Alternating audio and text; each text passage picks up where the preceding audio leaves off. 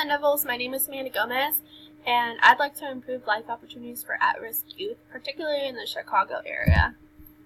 So I chose this demographic because it is evident that Chicago students tend to lack resources and often feel excluded.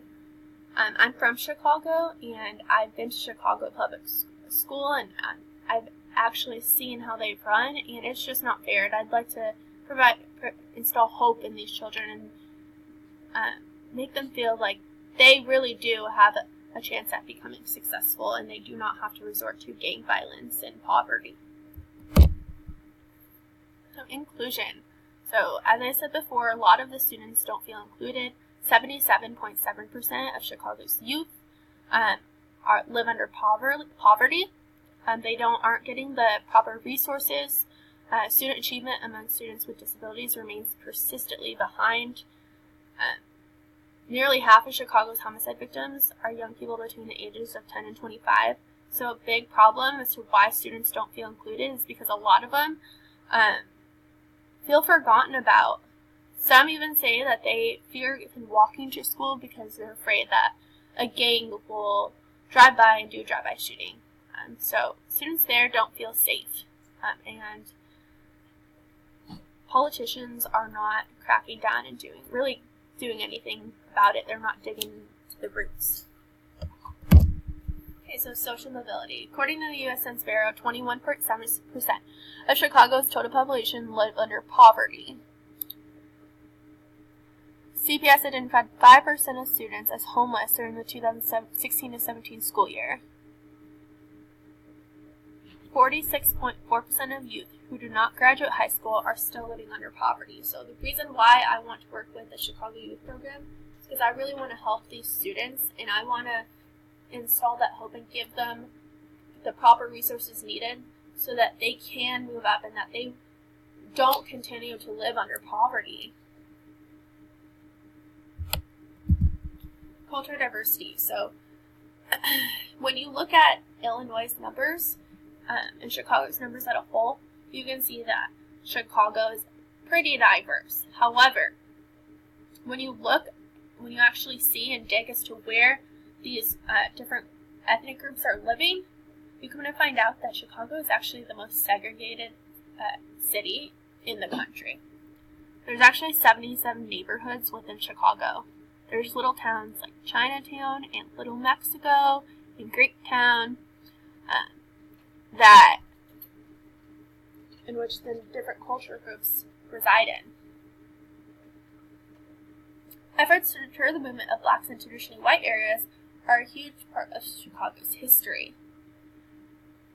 Chicago Public Schools consists of mostly African American students, Hispanic students, and white students.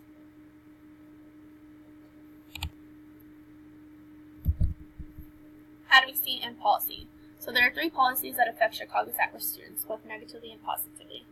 First is the No Child Left Behind Act and the Every Student Succeeds Act. The No Child Left Behind Act was reformed into the Every Student Succeeds Act because the No Child Left Behind Act really had a negative effect on the students.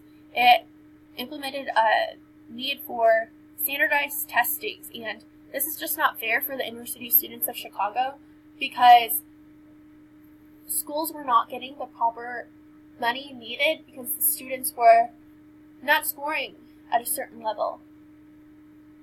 However, these students did not have the resources, so that act was reformed to the Every Student Succeeds Act. Although it's better, it has said to often not improve scores and leave kids who are disabled, make them feel like they're being left behind. So CPS suspension policy. So I looked up the handbook, and Chicago Public Schools is working on replacing a zero tolerance policy with a more holistic approach, such as the skill building and school suspension policy. So when you have a zero tolerance policy that Chicago Public Schools used to have, you're telling students that if they participate in bad behavior, they don't have to come to school. This could be a bad thing because some students just don't want to be at school in the first place. So instead of implementing this kind of policy, it's kind of better to have a a program that says, a suspension policy that says, hey, you're not doing this, but you could do this. Another policy that affects Chicago youth is the state marijuana policies and the war on drugs. A lot of minorities within Chicago have drug usage. It is known that those living under poverty, they tend to do drugs. There's a higher chance that they do drugs. So this war on drugs really affects them. So just recently, Chicago has decriminalized the usage of marijuana. So any petty marijuana found on someone, police officers don't have to take them to jail. Instead, they could just write them a ticket. This really affects Chicago's youth because if you are a child and your parent is participating in marijuana usage and gets caught, they get to go home to you still. There's that possibility. So that's great for kids. However, some argue against it because some think that parents should not be participating in marijuana usage, and by decriminalizing it, we are essentially telling students that, yeah, it's okay to participate in marijuana.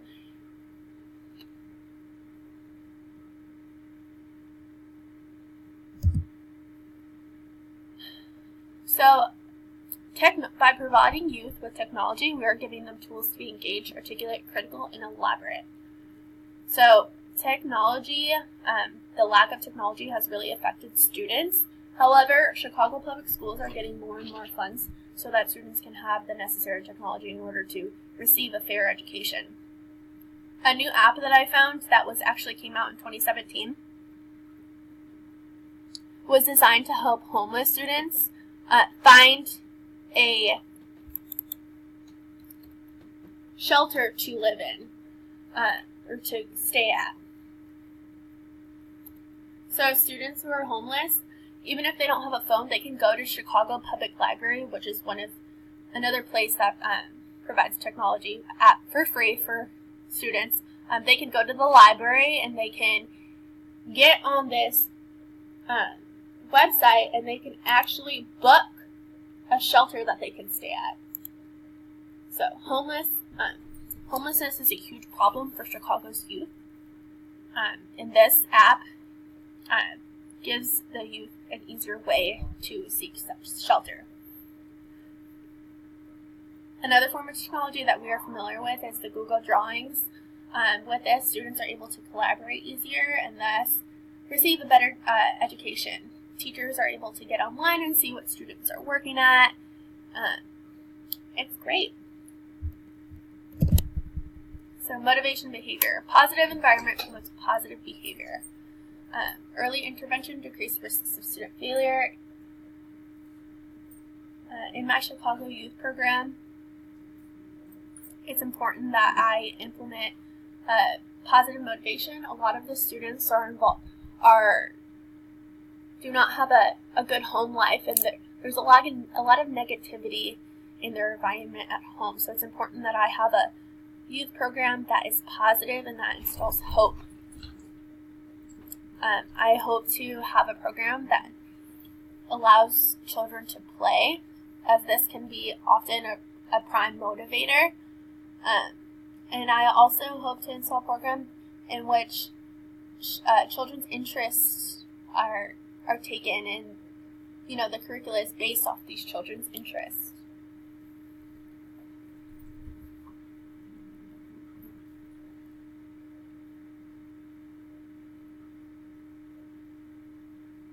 So technology is evolving.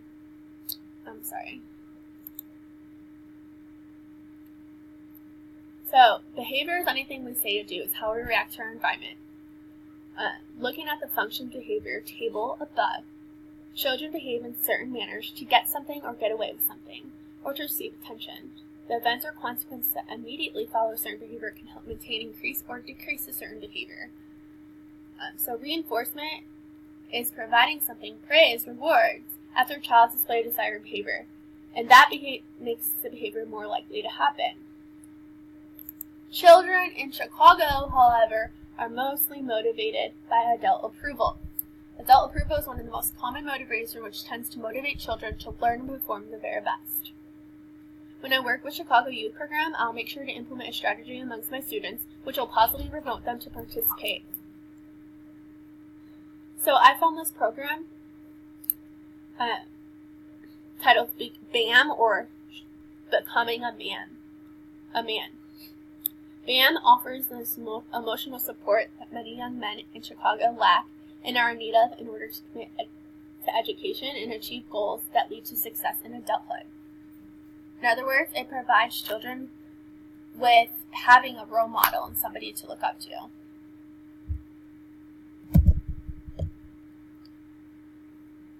So this is a pyramid that I'd like to implement on my Chicago youth.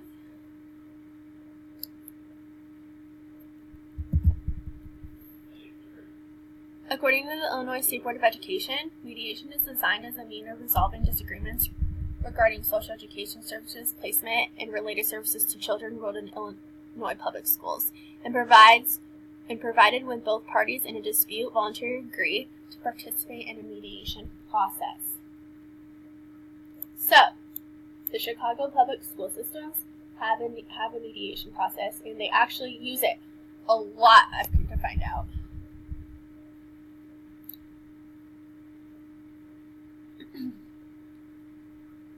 The Illinois State Board of Education says that mediation is super important, as it is. It is available at no cost as well. In order to request mediation, the party may fill out the mediation request found on the Illinois Department of Education's website and then mail it in. Both parties have the options of requesting mediation whether or not they have filed for due process hearing. Once a mediation is requested, it then takes about 1 to 3 weeks for the State Department of Education to send a qualified and specially trained mediator for the child's school. In mediation, it's important for educators, admin, parents, and guardians to keep in mind that no one is asked to abandon basic beliefs about the student's ability, but rather the parties were asked to consider alternatives which would be incorporated into the student program, to be aware of the concerns and problems expressed by either party, and to be realistic about both the student's capabilities and the local district obligations and resources. When working for Chicago Youth and I am dealing with conflict, it is imperative for me, along with educators and leaders, to remember that in times of conflict, it is not us against the other party, but instead us against the issue. Thanks for listening.